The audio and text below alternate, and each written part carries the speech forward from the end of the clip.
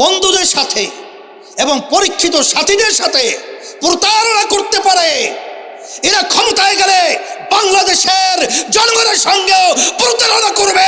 এটাই হলো বাস্তবতা। আমাদেরকে ধোঁকা দিয়ে বিভিন্ন প্রতারণা করে এটাকে ছিনিয়ে নিয়ে সেখানে তারা কি করলো, ক্ষমতায় যাওয়া একটা রঙ্গি স্বপ্ন দেখে ফেলল।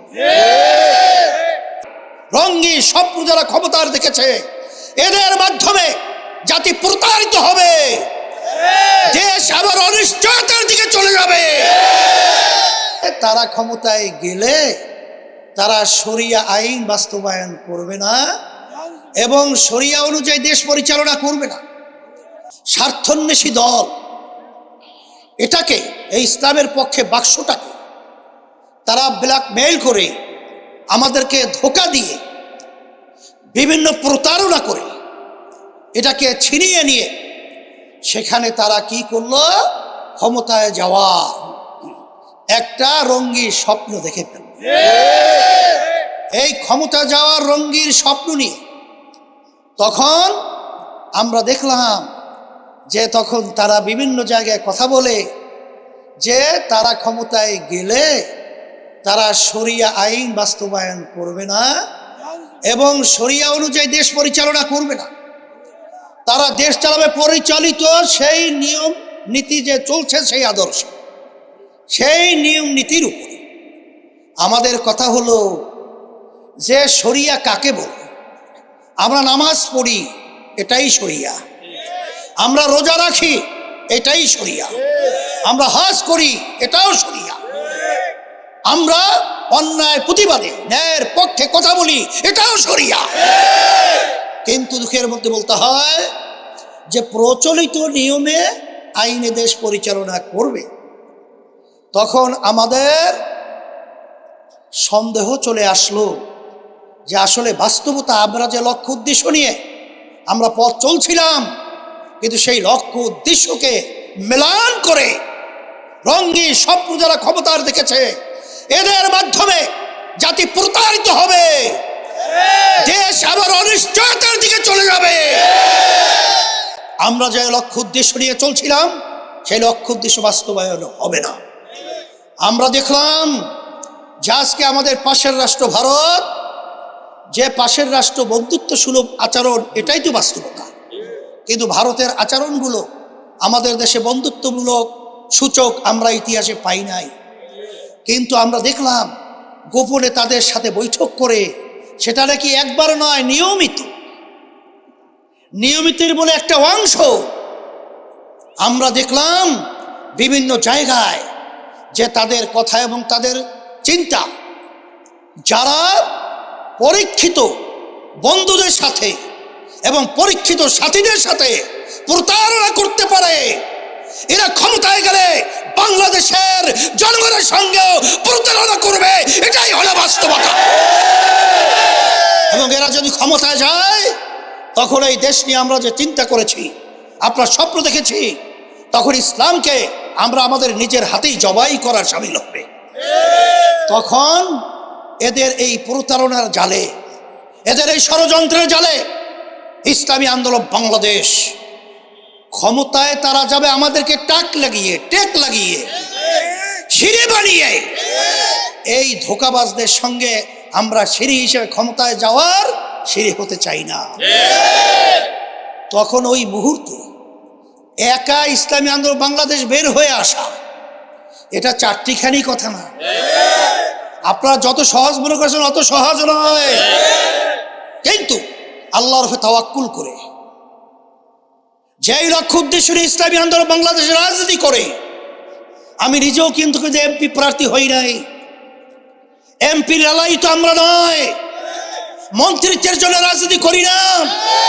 আমরা রাজনীতি করি এই দেশের কল্যাণের জন্য, মানুষের কল্যাণের জন্য, ইনসাফকে বুঝার জন্য, ইসলামকে বাস্তবায়নের জন্য।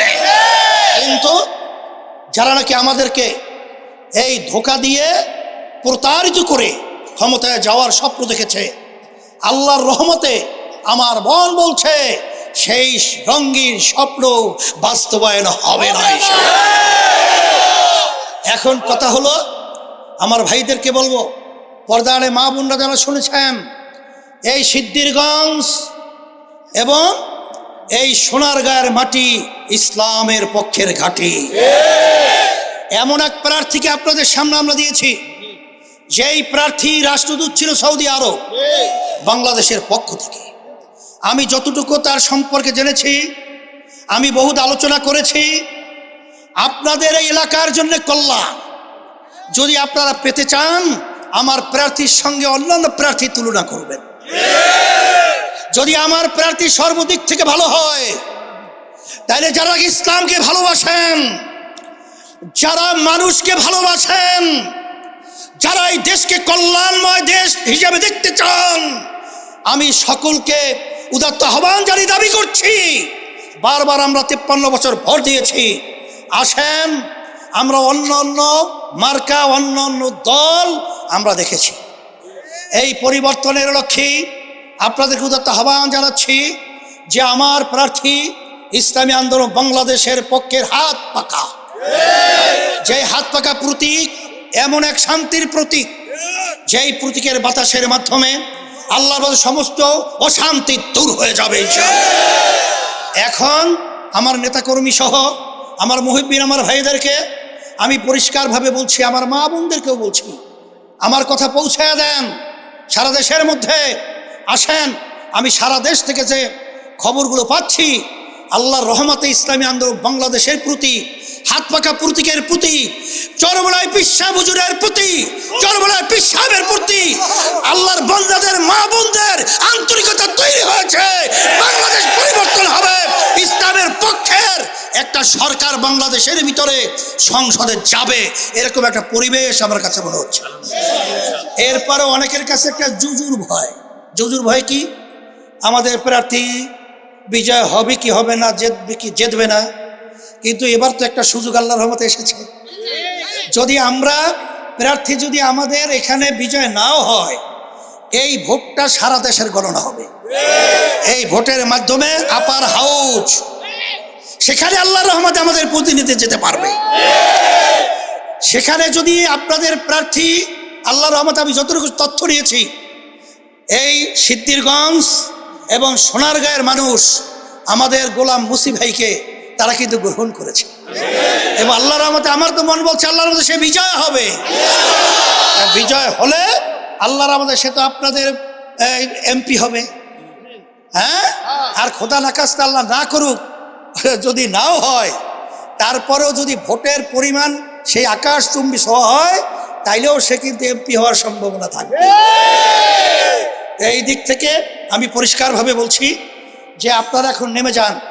কারণ যুদ্ধের ময়দানে যদি এক গ্রুপ বা একটা দল যদি তার গতি থেকে 100, আপনাদের যদি থাকে 50, সেখানে কি তার সঙ্গে পারা যায়? এর জন্য আমার ভাই বলেছেন যে আর কয়েকটা দিন আমরা রাত্রকে রাত্র বলবো না, দিনকে দিন বলবো না, বিরানহীনভাবে এই দেশটাকে সুন্দর করার জন্যে, মানবতার মুক্তির জন্যে এবং ইসলামকে রাষ্ট্রীয় পর্যায়ে শক্তি অর্জন করার জন্যে ইসলামের পক্ষে একটাই বাক্স এখন বাংলাদেশে, সেই বাক্সের নাম হলো হাত পাখা ইসলামী আন্দোলন বাংলাদেশের বাক্স, হাত পাখার বাক্স। আর কোনো বাক্স ইসলামের পক্ষে আছে? আমরা যে বলেছি ইসলামের পক্ষে একটা বাক্স দেব, সেই বাক্সটাই আল্লাহ কবুল করেছেন। ইসলামের পক্ষে বাক্স ইসলামী হাত পাখার বাক্স। আল্লাহ রাব্বুল আলামিন কবুল করে নেয়। আর আমি হাত পাখা প্রতীক আমি আপনাদের সামনে আমার গোলাম মুসি ভাইয়ের হাতে উঠিয়ে দিয়ে আপনাদের কাছে আমানত হিসাবে রেখে গেলাম। আল্লাহ যেন ইসলামের পক্ষে, মানবতার কল্যাণের পক্ষে আল্লাহ যেন তাকে কবুল করে নেয়। আল্লাহ যেন এমপি হিসেবে আল্লাহ বিজয় দান করেন এবং আল্লাহ আপনার সবার মুখ যেন উজ্জ্বল করেন। এই দোয়া রেখে, তার কাছে দোয়া রেখে শেষ করছি। আল্লাহুম্মা আমিন। রব্বানা আতিনা ফিদ দুনিয়া হাসানা ওয়া ফিল আখিরাতি হাসানা ওয়া কিনা আযাবান নার। এরপরে আমাদের মাসুবিল্লাহ নারায়ণগঞ্জ পাশে হাতে উঠিয়ে দিলেন সদরে মাসুম বিল্লাহ মুফতি, তার হাতে আমি উঠিয়ে দিয়ে গেলাম। হাত পাকা প্রতি আল্লাহ বিজয় দান করো। এবার এমদাদুল হাশিমির হাতে নারায়ণগঞ্জ 1 আমি হাত পাতে উঠিয়ে দিয়ে আপনাদের সামনে দোয়া হিসাবে বিজয়ের জন্য আমি দোয়া করে শেষ করছি।